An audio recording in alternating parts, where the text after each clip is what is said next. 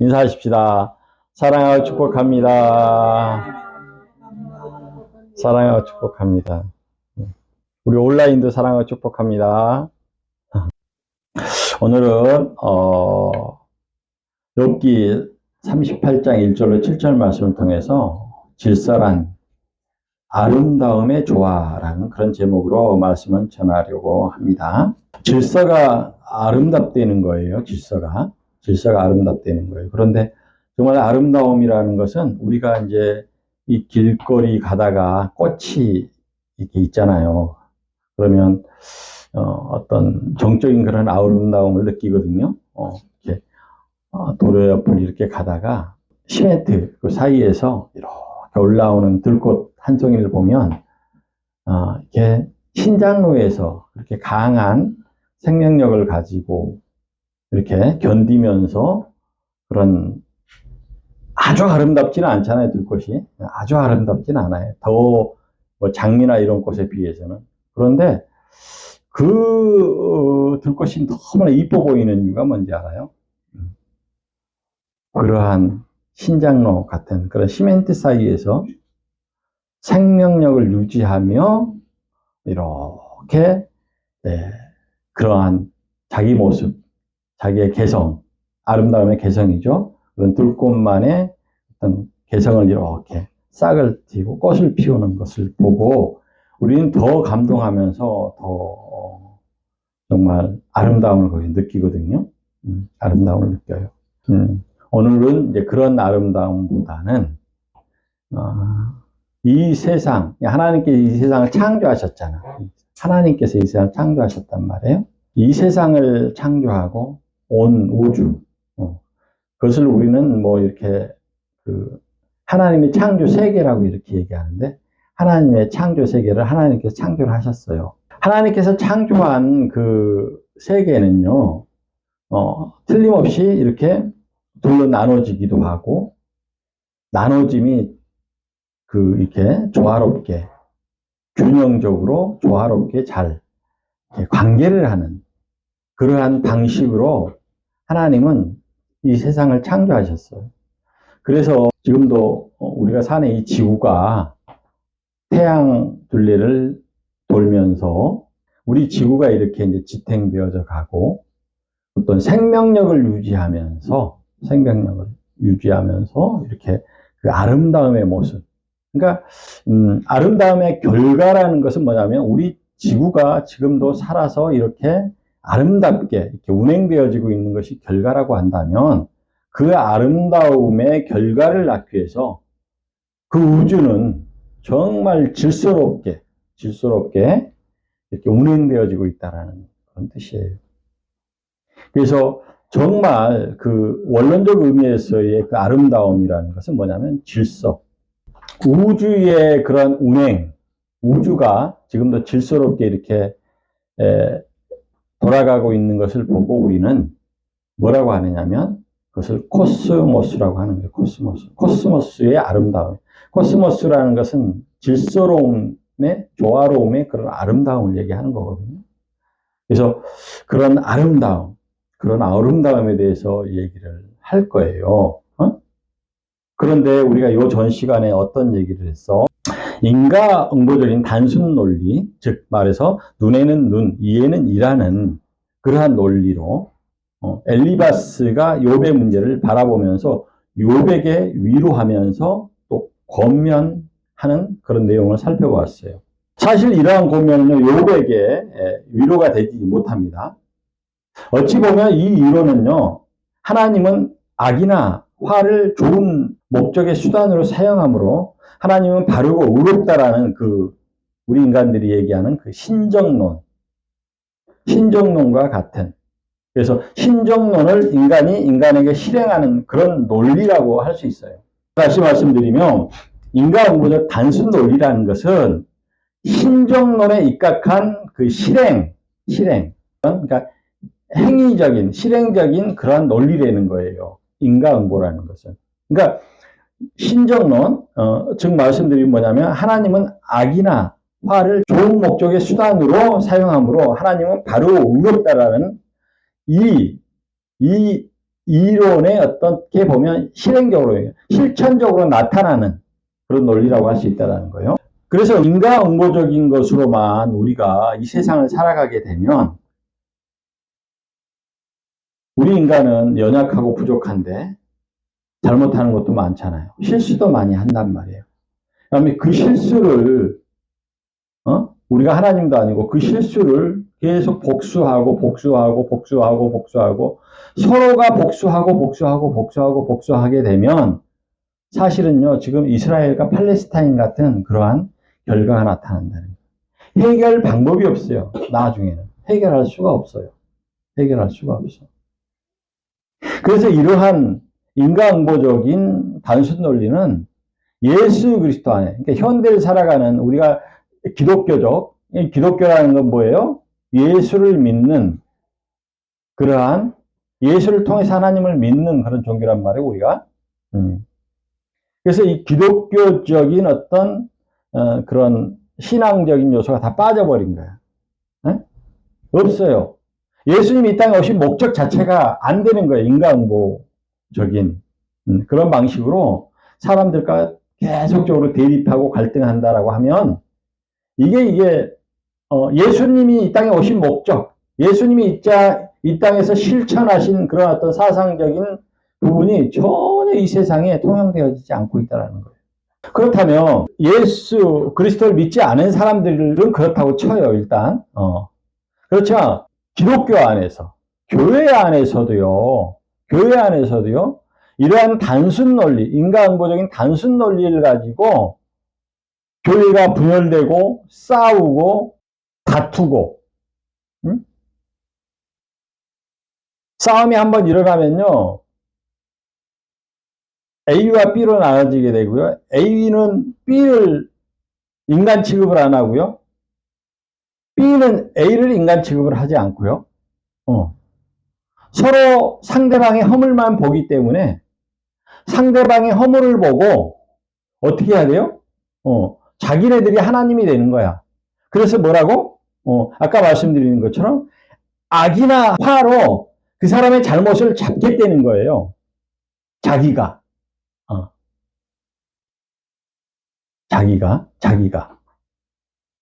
악이나 화를 통해서 저 사람의 잘못된 것을 잡겠다는 거예요. 이게 지금 우리 현대사회, 우리 기독교가 가지고 있는 병폐예요. 이 신앙 안에 머물러 버리는 거예요. 이 신앙 안에 머물러서 지금도 싸워요. 해결할 수 있는 방법이 없어요. 해결할 수 있는 방법은 뭐예요? 예수 그리스도가 죄가 없으신 그 예수 그리스도가 십자가상에서 우리를 위해서 죽으신 화해의 실천. 예수 그리스도의 십자가의 죽음은요, 하나님과 우리 인간이 끊어진 죄로 인해서 관계가 끊어진 것을 이어준 하나의 정말 놀라운 그 사건이거든요. 화해의 사건이에요. 화해의 사건. 그래서 예수 그리스도가 정말로 우리 안에 들어오지 않으면 우리는 여전히 엘리바스와 같은 단순 논리, 인간응보적인 논리로만 상대방을 바라보고 네가 잘못했으니까 이런 일이 있었어. 너의 잘못만 보는 거야. 상대방의 잘못만 보게 된다라는 그런 거예요. 우리 장애인분들은 어때요? 살아가다 보면 힘든 일도 있고 어려운 일도 있고, 그렇죠? 우리 이용숙 집사님이 지금 발목을 다쳐서 병원에 입원해 계시는데, 그러면 그러는 거야. 이용숙 집사님 발목 다친 게 마치 무슨 하나님께 뭔 죄를 지어서 발목 다친 것처럼 이렇게 얘기하는 거랑 똑같은 거예요. 어디 가서 이렇게 위로를 하거나 이렇게 권면을 하면 안 된다는 거예요. 이렇게 권면을 하면 안 된다는 거예요. 이게 얼마만한 단순한 논리이냐. 하나님은요, 그러니까 이 단순한 논리는요, 사실적인 부분만 가지고 얘기한다는 거예요. 자, 집사님이 하나님을 믿고 교회를 다니는데 정확하게 발등을 다치셨는데 발등을 다쳤어. 그러면 교회를 다니는데 발등을 다쳤으니까 뭐야? 네가 뭔가가 잘못했을 거 아니야. 집사님 뭔가 잘못했을 거 아니야. 이렇게 얘기한대요. 그런데 욥은 어떻게 됐어요? 욥이 잘못한 게 없어. 그냥 사단이 하나님께 가서 욥한테 준 그 축복, 응? 많은 복을 줬잖아요. 그 축복을 한번 다 걷어들여 보세요. 그래도 그 믿음이 하나님께 향하고 하나님을 온전하게 믿는 그런 의인인지 아닌지를 한번 실험해 봅시다 이거야. 그럼 우리는 그 시험에 의해서 이러한 고난을 당할 수가 있다라는 거예요. 이러한 고난을. 그러니까 내가 뭘 잘하고 잘못하고 보다. 그래서 하나님의 역사는요, 구원의 역사는요, 그 단계적 과정을 가지고 있다는 거예요. 단계적 과정. 그러면 이 인과응보적인 단순 논리가 잘못되어졌느냐? 그런 뜻이 아니에요. 인과응보적인 균형적인 어떤 틀이에요. 균형적인 그런 정의란 말이에요, 그게. 우리가 정말 죄가 죄인 걸 몰랐을 때는 균형적인 그런 죄의 문제를 알 수 있도록 하나님께서 역사하시는 단계가 필요하고요. 이런 부분들이 이제 다 정리가 되어지고 이런 부분들이 우리 인간들에게 죄가 죄인 것을 깨닫고 균형적인 옛날에는 아주 예전에는 사람을 죽여도 그게 죄가 죄인지를 몰랐다니까. 그 죄가 죄인 걸 몰랐던 이유가 뭔지 알아요? 응? 죄를 짓고도 죄인 걸 모르는 것은 뭐냐면 생존권의 문제였어요. 생존권. 살기 위해서는 내가 살기 위해서는 저 사람을 죽여야 된다는 거죠. 죽여도 된다라는 거야. 짐승들은 어떻게 해요? 짐승들은? 야생에서의 짐승들은요. 법이 없어요. 법이 없어요. 그래서 양육강식이야. 힘센 짐승이 힘 약한 짐승을 잡아먹는 게 동물들의 법칙인 거예요. 법칙. 그런데 하나님께서는 우리를 어떻게 지었어요? 만물의 영장으로 지으셨단 말이에요. 하나님의 형상 따라 지으셨단 말이에요. 그래서 우리 안에는 어떠한 의식이 있고요. 어떤 신념이 있고요. 그러한 것들을 이루기 위해서 어떤 인식하는 과정, 지각하는 과정, 느끼는 과정, 생각하는 과정, 이런 것들을 다 주셨어요. 응? 주셨어. 그래서 하나님은 우리를 구원하시고자 하는 거예요. 하나님은 우리를 구원하시고자 하시는데, 죄가 이미 우리에게 들어와 버렸기 때문에 우리는 그러한 죄를 원래의 상태가 뭐야? 원래의 상태. 우리 인간들의 원래의 상태가 뭐야? 그 본래의 상태라고 얘기하는데 본래의 상태는 그거예요. 응? 우리는 하나님께서 태초에 지으실 때, 이 세상을 창조하실 때 하루 창조하시고 보기에 좋았더라. 보기에 좋았더라. 보기에 좋았더라. 둘째 날, 셋째 날, 넷째 날, 다섯째 날, 여섯째 날 창조하시고 보기에 좋았다라고 얘기하는 거예요. 보기에 좋았다라는 하나님의 이러한 어떤 아름다움의 표현은 질서롭게 되어졌다라는 거예요. 네? 땅이 있고 바다가 있단 말이요. 그러면 땅과 바다는 분리되어져야 되잖아요. 땅과 바다가 합쳐지면 어떻게 되겠어? 안 되잖아요. 그래서 분리되어져야 되는 거야. 그러니까 이 세상을 하나님께서 창조하실 때는 땅과 바다를 분리시켜서 창조를 하셨단 말이에요. 그러면 하나님은 한 분이신데 이 창조 원리라는 것은 두 개로 분리가 되어질 수밖에 없는 거야, 두 개로. 그런데 두 개로 분리되면 싸울 수 있잖아. 그러니까 이 싸움이 안 되는 이유가 뭐냐면 우리에게 죄가 아직 안 들어왔을 때, 죄가 안 들어왔을 때는요, 바다나 육지나 바다에서 사는 거나 육지에서 사는 거나 싸울 일이 없어요. 왜? 조화로운 그런 균형을 가지고 있었기 때문에. 조화롭대라는 거야, 조화로워. 육지에 사는 동물이 바다에 나가서 안 살잖아요. 응? 진화론을 보면 무슨 바다에서 사는 동물이 이렇게 나왔다. 그럴 수도 있겠지만, 그것은 우리 인간들이 타락하고 난 다음에 얘기라고 할 수 있는 것이고요. 어찌됐든 간에 하나님의 태초의 그 창조는요, 이렇게 나눠져 있다. 하늘과 땅이 나눠져 있고, 나눠져 있다. 그리고 남자와 여자로 나눠졌고, 그 남자와 여자가 아내와 남편으로 역할로서 나눠지고, 나눠짐의 연속이에요, 나눠짐. 그러니까, 절대자이신 하나님, 한 분이신 그 하나님이 이 세상을 창조하실 때 그렇게 두 개로 나눠서 분리한 것은 어떤 특성적인 의미로 이렇게 분리되어져서 나누는. 그러니까 제가 들어오기 전에는 이게 조화로운 상태, 아름다움의, 조화로움의 그런 질서가 있는 상태였단 말이에요. 이게 태초에, 본래의 우리 인간들의 모습이에요. 피조물들의 모습이란 말이에요. 그러니까 지금은 우리가 어떻게 하고 있어요? 이제, 태초에 하나님께서 분리하셨던 그 원리, 그 관계적 원리에서 벗어나서 지금은 이제는, 서로 다르니까 이제 분열적으로, 그러니까 분리가 아니야, 이제. 분열하는 거예요, 분열. 분쟁하는 거야. 두 개 나눠서 분쟁해서 대립적인 어떤 그런 갈등의 그런 관계를 계속 만들어내고 있는 거야. 이게 죄 때문에 그런 거야. 죄 때문에, 죄.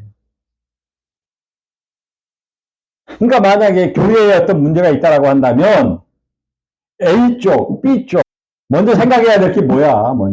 먼저 생각해야 될 게. 저 사람들의 악함을 먼저 생각하는 것이 아니라 이 교회라는 것은 어떤 개인의 재산이 아니고 개인의 몫이 아니에요. 누군가의 어떤 개인, 어떠한 교회라는 것은 하나님의 전초기지인 거야. 하나님 나라의 전초기지. 하나님 나라가 이 땅에 임하기 위해서 이 세상의 전초기지로 세워지는 것. 이게 교회란 말이야. 근데 이 교회 안에서 자기의 기득권을 위해서 다투고 싸우고 또 문제가 있으니까 그러겠지만 어찌됐든 간에. 그래서 사실 네가 잘하고 내가 잘하고의 문제가 아니라 이것은 어떤 문제냐?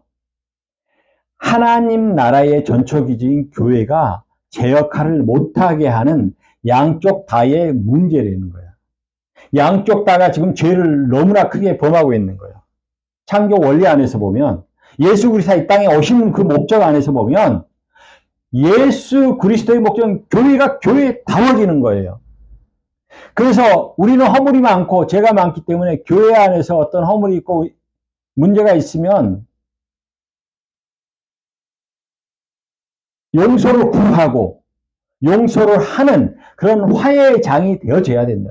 그런데 여기서 정말 진실하게 해야 되는 거야. 뒤로 어떤 다른 생각이 있으면 안 되는 거예요. 내가 양보할 거 내가 양보해야 되고 네가 양보해야 될 거 네가 양보해야 되고. 왜? 교회다운 목적을 이루기 위해서. 그게 진짜 성도라는 거야. 성도. 제가 보니까 이번 주는 제가 막 마음이 너무 슬퍼졌어요. 슬퍼지고 정말 목사님 스스로도 한심스럽기도 하고.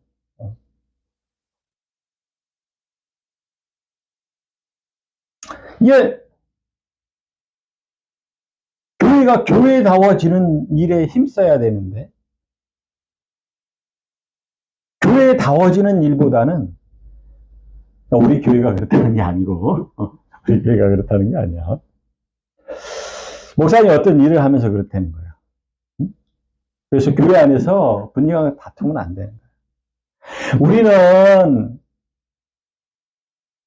하나님의 이 말씀을 듣지 않으면은 서로 다투고 싸우려고 하는 그러한 특성이 있어요. 제 성질이 있어, 그냥. 그래서 하나님의 말씀으로 단련되어지지 않고 하나님의 말씀으로 우리가 정말 교육되어지지 않으면은 우리는 여전히 상대를 공격하고 분쟁하고 미우니까 그 미움을 없애지 못하고 그냥 쫓아내려고만 하고 이렇게 되어진단 말이야. 이렇게 되어지는 것이 우리 인간들의 문제. 우리는 잠시도 한눈을 팔면 안 돼. 왜 그런지 아세요? 하나님의 구원의 역사에는 사단의 이간질이 개입되어져 있기 때문에 그래요. 우리는 이 교회 안에도 사단들이 침투를 한다니까요. 이 이간질에 서로 사이좋지 않게 하려고 그래요. 깨트리려고 하는 거예요. 그냥. 그 정신을 바짝 차리고 우리가 이 하나님의 말씀으로 무장하고 단련돼야 되는 거예요. 이거 되어지지 않으면은 우리가 신앙생활하는 게 다 허당이에요. 먹고 사는 문제, 생존권이라고 아까 말씀드렸죠? 이 단순 논리는 생존. 내가 생존하기 위해서 교회 생활하는 거예요. 먹고 사는 문제 때문에 교회 생활하는 거예요. 먹고 사는 문제 때문에 교회 생활한다는 의미가 뭐예요? 그냥 하나님께 복받기 위해서만 신앙생활을 하고 있다는 거예요. 하나님께서 원하시고 있는 그 구원의 단계 안에 지금 이 시대에 하나님의 구원의 단계는 어떤 거냐면 하나님의 정의도 그렇게 지금 나타나고 있는 거예요. 그렇게 펼쳐지고 있는 거예요. 이 세상 가운데. 어떻게 펼쳐지고 있느냐면 지금은 심판의 때가 아니라는 거야. 너를 정죄하고 너를 미워하고 너와 막 다투고 너를 죽이고 하는 그런 때가 아니라는 거야. 예수님의 초림의 사건은요. 화해의 시대야 지금. 화해하라는 거예요. 이간질하는 사단의 세력을 너희가 깨달아 알고 하나님의 이 구원의 원리, 구원의 어떤 계획, 이것들을 우리가 하나님의 뜻을 알고 우리가 용서할 수 없는 것도 용서할 수 있도록. 사실상 용서가 어려워요. 힘들어요. 그래서 하나님의 어떤 그런 구원의 여정 가운데 하나님의 계획을 더 깊게 우리가 알아야 되는 거야. 그거 하지 않으면요, 미움이 생기고요, 분쟁하기 위해서 저 사람을 죽여야 되는 그런 악한 마음도 생기고요. 사실 그렇게 되면 하나님 세계 안에서, 하나님 뜻 안에서 우리는요, 자기 자신을 지금 죽이고 있는 거예요. 자기가 자기 자신을 죽이고 있는 거예요. 자기가 자신을 지금 자기 죄에, 사단의 개입에 놀아나고 있는 거예요. 결국은 뭐예요? 결국은 우리가 분쟁하는 것도 교회가 문제가 있어가지고 어떤 분쟁하는 것도 결국은 뭐냐면 화해하기 위한 분쟁을 해야 되는 거예요. 화해하기 결국에 가서는 화해할 수 있도록. 왜냐하면 이쪽과 이쪽이 50대 50으로 대립하면요 절대 화해 안 해요. 그게 우리 인간들의 특성이에요. 중요한 게 뭐냐면 어떠한 식으로든 간에 하나님께서 개입을 해서 어느 쪽에 한쪽이 기울였을 때 더 유리한 쪽에서 손을 내밀어줘요. 약한 자들에게, 부족한 자들에게. 그랬을 때 화해가 되어진대요. 그러니까 우리는 교회 안에서 교회들이 원체 많고 이 사회가 복잡하다 보니까 이 사단도 개입하는 방식이 너무나 다양해요. 다양한 방식으로 와요. 그렇기 때문에 우리는 이 많은 교인들이 다 그렇게 하나님의 뜻을 다 할 수 없으니까 문제가 되어질 수 있어요. 그렇죠. 우리가 할 수 있는 것은 뭐냐면 어떤 다툼이 있고 문제가 있고 갈등이 있다고 하더라도 그 문제를 통해서 결국은 갈등을 한다 하더라도 목적은 하나예요. 결국 화해하기 위한 그런 갈등을 해야 된다는 거예요. 갈등도 그렇게 해야 된다는 거예요. 그래야 사단이 틈탈 수 있는 기회가 없어요. 틈탈 수 있는. 그래서요, 우리 인간들이 하나님에 대한 어떤 정의적인 문제를 그렇게 신정론의 어떤 입장에서 이렇게 우리 인간들이 만들어내는 거예요. 신정론이라는 것은 이론이에요. 하나님이 그런 악한 것과 화에 대한 부분을 어떻게 개입을 하고 계실까? 근데 하나님은 그것을 돌이키게 하기 위해서, 그 사람을 돌이키게 하기 위해서 악한 것과 화를 사용해서 그 좋은 목적으로, 하나님은 구원의 목적으로 사용을 하신다라는 그런 이론이거든요. 우리 인간들이 얘기할 수 있는 것이 이거예요. 이것 말고는 말할 수가 없는 거예요. 우리 인간은 분쟁하는 대상들이거든요. 우리 인간들은 너와 내가 계속 분쟁하는 그런 대상들이기 때문에 이 대상들이 하나님을 바라봤을 때 이렇게만 얘기하는 거예요. 이것이 인과응보적으로 나타나고 있다는 거예요. 근데 이 인과응보적인 것이 뭐냐면 사실상 동물들이 양육강식의 그런 생활 패턴을 가지고 살아가듯이 우리 인간들도요, 생존적인 어떤 그런 생존의 두려움 때문에 사실은 이런 인과응보적인 어떤. 그래서 지금도 보면은 생존권 보장하라, 막 이런 것이 많잖아요. 그러니까 아까 말씀드린 인과응보적인 생존권의 문제가 잘못됐다라는 게 아니에요. 이것을 주장해야 되고 이렇게 해야 되는 거예요. 그런데 사실상 우리가 이 신앙 안에서 머물러 버리면 안 된다는 거예요. 생존권을 보장하지만 이 생존권을 보장하기 위해서 사실상은 뭐예요? 이것이 원죄의 특성임을 알고 사실상은 기득권적인 이기적인 방식으로 생존권에 대한 주장을 해서는 안 된다는 거예요. 이기적인 방식으로.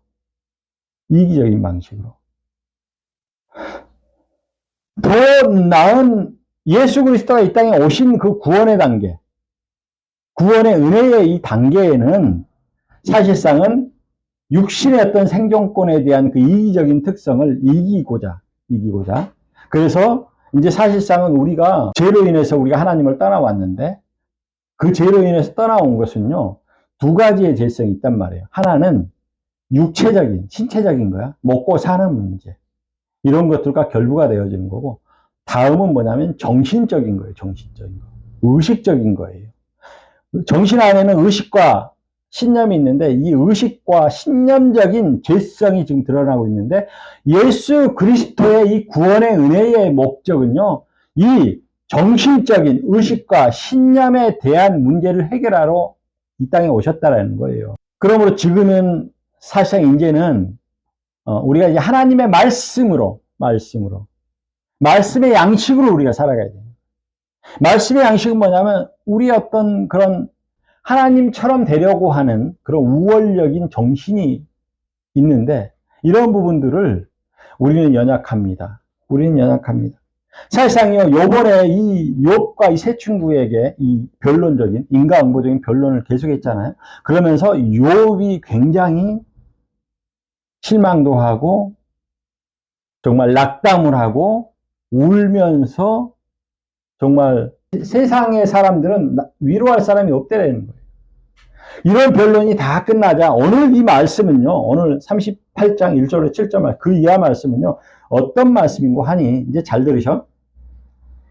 하나님이 욥 앞에 나타나신 거예요. 그러니까 하나님이 욥에게 나타났다라는 것은 어떤 의미냐면 이거는 어떤 신학자처럼, 어떤 유명한 신학자처럼 욥에게 말하지 않고, 엘리바스나 그 친구들처럼 말하지 않고, 두 번째로 뭐야? 어떤 설교자처럼, 설교식으로 말하지도 않아요. 그래서 하나님께서 이렇게 딱 등장한 것 자체가 사실상 문제 해결이 되어지는 거예요.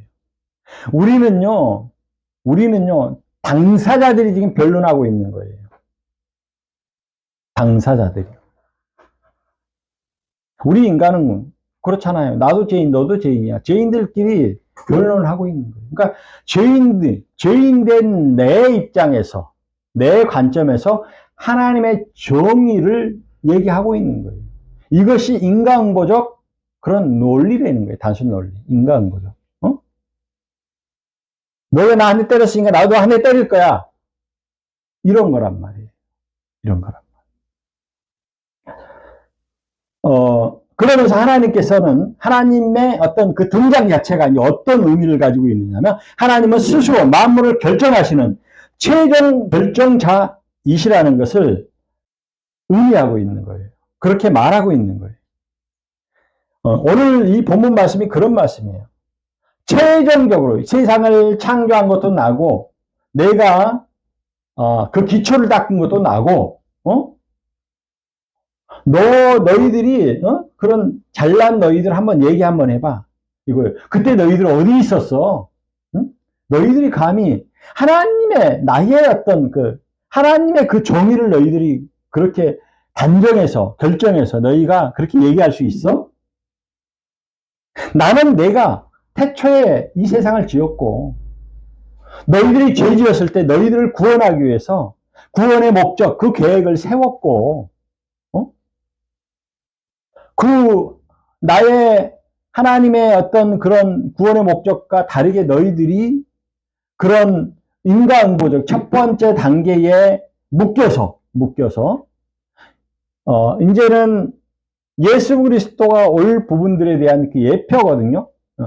하나님이 욥 앞에 등장했다라는 뜻은 하나님의 실현이에요, 실현. 이 결론 부분 얘기인데. 하나님께서 현존, 하나님께서 이 세상에 오신, 하나님께서 이 세상에 나타나신 그 하나님의 현존을 얘기하는 거예요. 욥 앞에 나타난 그 하나님은. 그래서 예수 그리스도가 이 땅 가운데 너희의 이러한 인과응보적인 죄에 대한 어떤 정의에 대해서 이 문제를 넘어서서 다음 단계로 넘어가는 구원의 단계를 위해서 내가 이제 너희들 앞에 나타날 거야 라는 그런 예표적인 의미를 가지고 있다는 뜻이에요. 이게. 그래서 실제로 예수님께서요, 이것도 결론적인 말씀인데, 우리가 가장 중요한 것은 하나님의 현존의 문제고요. 우리가 아무리 논하고 싸우고 문제가 있고 교회에서 뭐 분란 다툼을 한다고 하더라도 너 말, 내 말, 문제가 되니까 사회법으로 가서 변호사들한테 얘기해서 변호사들이 다투는 것도 마찬가지예요. 이거는 욥의 친구들의 변론과 똑같은 거예요. 인과응보적인 거예요. 사실만 가지고. 하나님은 사실과 더불어서 그 진실을 품고 있어요. 그래서 하나님의 그 현존하신, 하나님께서 나타나신 것 자체, 하나님은 왜? 이 세상을 창조하시고 이 세상의 모든 거의 결정권자예요. 맨 마지막에 하나님은 심판하러 이 땅에 오신단 말이에요. 그래서 하나님의 현존, 즉 이건 어떤 의미라고 했어요? 예수 그리스도가 성육신하여서 이 땅에 오신 그 사건을 얘기하는 거예요. 그리고 현재는 뭐야? 하나님께서 지금도 역사하고 계신다니까? 현존하여서 역사하고 계신다, 이 세상 가운데. 근데 이 세상 가운데 현존하신 그 하나님의 역사가 어떤 역사예요? 지금은 성령의 역사라는 거야. 성령께서 역사하고 계신다는 거야. 하나님께서 지금 역사하고 계신다는 거야. 성령께서 교회의 문제, 다툼의 문제, 갈등의 문제를 어떻게 바라보고 있을까? 응? 내가 너에게 정죄하고 네가 나에게 정죄하는데 그것을 바라보는 성령님의 마음은 어떠실까? 이거예요. 그래서 화해하라는 거야. 그래서 화해. 너의 생각에, 화해하지 못하는 너의 생각에는 양쪽에 모두가 다 사단의 개입이 들어가 있어요. 그러니까 거기서 돌이켜서 성령님께서 지금 울면서 기도하고 있을 그 모습을 발견하고 정말 하나님의 뜻 가운데 합의를 보내는 거예요. 화해를 하려는 거예요. 이것은 놀라운 하나님의 구원의 여정이에요. 구원의 여정. 우리는 이런 것들을 통해서 더욱더 믿음의 어떤 단계가 성장해야 하고요. 성장해야 되고요. 지금 우리가 쉽게 말하는 것들, 쉽게 어떤 사실적인 부분만 가지고 하나님의 진실을 왜곡하려고 하는 것들, 이런 것들에 대해서 우리는 정말 기도 많이 해야 되는 거예요. 성령님께서는 기도할 때 역사를 하시는 거예요. 기도할 때. 저는 요즘 최근에 새벽에 일어나면 항상 기도를 해요. 오늘 이 말씀도요, 사실상 욥기서 38장 1절로 7절 말씀은 교회 안에서 이번 주에 주신 말씀인데 신기하게도 이 말씀에 대한 이 설교 내용은 계속 묵상하게 하시는 거예요. 묵상하게. 더욱더 깊은 말씀의 내용을 더욱더 묵상하게 하시는 이러한 성령의 역사. 성령께서는요, 우리에게 지금도요, 지혜를 주시고요. 응? 지혜를 주시고요. 하나님의 뜻을요, 구하고 알 수 있도록 해주시는 분이 지금 성령님이시라.